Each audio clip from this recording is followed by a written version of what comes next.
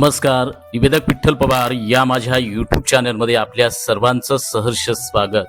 धोंडे जेवण अर्थात अधिक मासाच्या निमित्तानं कार्यक्रमात उत्कृष्ट भाषण कसं करावं याची माहिती आणि मार्गदर्शन करणारा हा अत्यंत महत्त्वाचा व्हिडिओ आहे।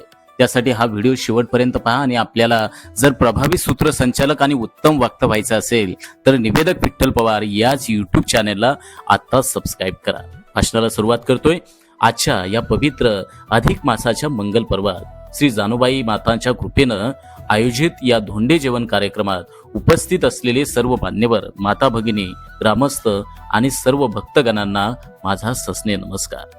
अधिक मास हा केवळ धार्मिक महिना नसून आत्मशुद्धी, सेवा, दान आणि भक्तीचा महापर्व मानला जातो। अशा पवित्र मंगल दिवशी आपण सर्वजण आज एकत्र आलो आहोत। ही अत्यंत आनंदाची, अत्यंत भाग्याची आणि सौभाग्याची गोष्ट आहे।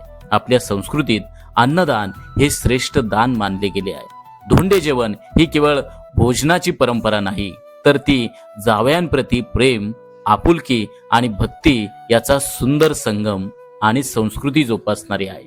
आज या परिसरात होत असलेला हा कार्यक्रम गावातील ऐक्य, श्रद्धा आणि सामाजिक बांधिलकी अधिक दृढ करणारा आहे। अधिक मासात केलेली पूजा, दान आणि सेवा याला विशेष पुण्य लाभते असे आपल्या धर्मग्रंथात सांगितलं आहे। शेवटी या सुंदर कार्यक्रमाचं आयोजन करणारे संयोजकांचं नाव व त्या गावचं नाव, ग्रामस्थ मंडळाचं मी मनपूर्वक अभिनंदन करतो। श्री जानूबाई माताच्या चरणी प्रार्थना करतो की सर्वांच्या जीवनात सुख, समृद्धी, आरोग्य आणि आनंद लाभो। पुन्हा एकदा सर्व जावई बापूंना शुभेच्छा। आमच्या चॅनलवर नवीन असाल तर सबस्क्राईब बटनावर क्लिक करा आणि बेल आयकॉन प्रेस करा।